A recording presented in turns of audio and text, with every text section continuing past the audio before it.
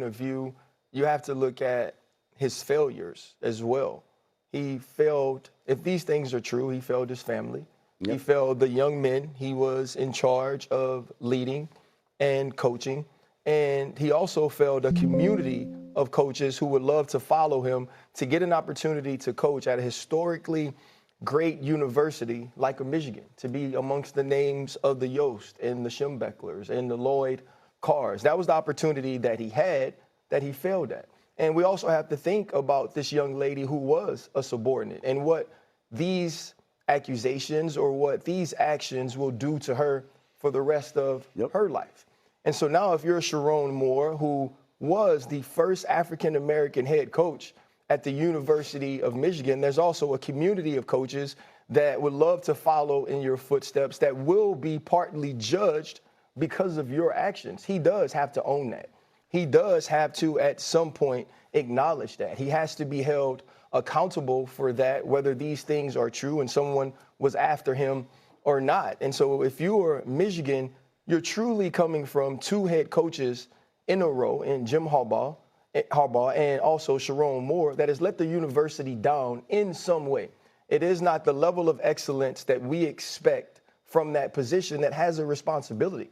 You know, in Romans 3:23, right, it says, all have fallen short because of sin and fallen short of the glory of God. So Sherrone Moore will be and will have an opportunity to be given grace by his family, by Christ, but he won't get a Bobby Petrino rebound, right? He will be treated like Mel Tucker. He will be treated like Michael Haywood, who in 2010 was supposed to be the next head coach of the University of Pittsburgh. So I just don't think we could skip over how serious this situation is for Sherrone Moore and the decision-making, this situation he put himself in. And so going forward, you can't just bring in a coach that's great at X's and O's. You need to bring in a leader of men. You need to bring in a man that these young men can look at and model certain aspects of their life afterwards. And I don't know who that is. Is it a Jed Fish from the University of Washington who turned Arizona around? I know I heard the name Brian Kelly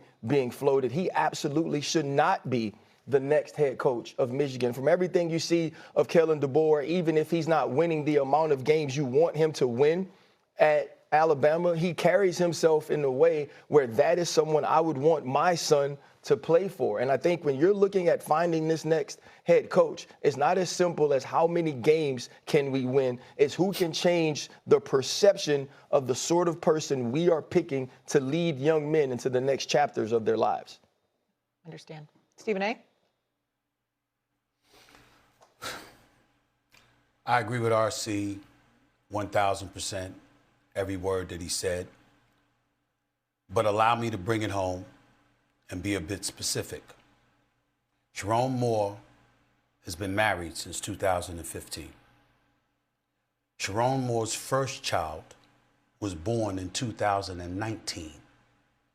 He has daughters, and he's in the news because of this today. My heart goes out to his family, his loved ones who are being subjected to this kind of stuff through no fault of their own. He's 39 years of age. He's a grown man. And to put himself in this position is egregious. And for us to be sitting on the air today, yes, there are facts that we do not know. Even the stuff that we have heard and have some knowledge of. It's a sports show. We're not going to get into that. But it's incredibly disappointing. To be the first black coach as well, that's another angle that RC brought up. With a job like this comes incredible responsibility. This is a blue blood program that we're talking about here.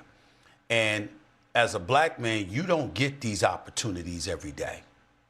And to find himself in this position, I can't even tell you, I can't even describe the words that I'm feeling right now. But it's really unfortunate, and I won't go any further than that. Having said all of that, it's not going to be that difficult to replace him in terms of his level of production. If you're Michigan, it should not be hard for you to go out and find somebody that can deliver a 17-8 record over 2 years. averaging 4 losses a year. Yeah, they won. They won a bowl game against Alabama last year, and we got that part. And yes, they were 8-5 his first year, 9-3 this year. We got that part. But when they talk about Kalen DeBoer, whatever, it's very, very simple. If he's not happy at Alabama, sure, you could get him, because I, for one, ain't that happy with him at Alabama. It's huge shoes to fill succeeding Nick Saban. It's quite a different challenge to be succeeding Sherrone Moore. And that's the reality of the situation at this particular moment in time. But again, I'd harken back to, I meant 7-3 this season, you're right. But I want to harken back to what RC said.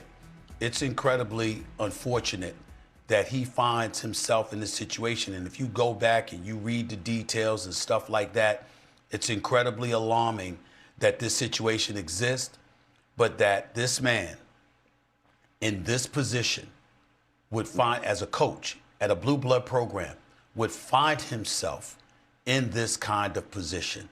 If, again, the allegations are true, it is incredibly egregious and irresponsible and immature on his part to find himself in this situation. And RC is absolutely right in terms of not just Michigan, but every program in the country.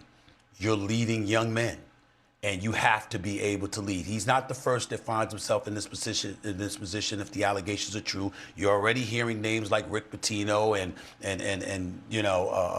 I get Rick Pitino and Hugh Freeze and Bobby Petrino. You're hearing these names, and you're going to hear those comparisons be drawn. We get it. We understand it. It's appropriate considering the allegations that have been put out there. But to be a leader of a collegiate program, even in the age of NIL, trade portals, agents being involved, and all of this other stuff, it still doesn't negate the fact that at an institution of higher learning, at a college institution, more so than in any other place, you're being asked to be a leader of young men. That comes with the responsibility, which means when you're vetting somebody, even more so than their ability with X's and O's, just as important, if not more so, you need to delve into their character or lack thereof. Yeah. And his life has been upended personally and professionally. Yep. The football team, the program, the school will go on.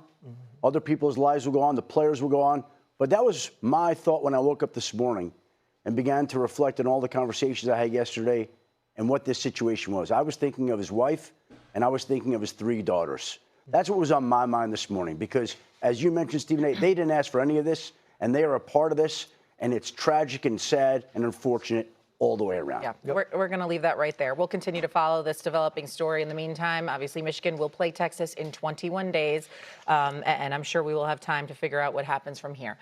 Coming up on First Take, things are heating up for Jalen Hurts in Philadelphia, but is the criticism warranted in Philadelphia? Plus, the Thunder rolled over the Suns last night by 49 points. It was never close. They're 24-1. Will OKC go down as an all-time great team when all is said and done? More First Take after this.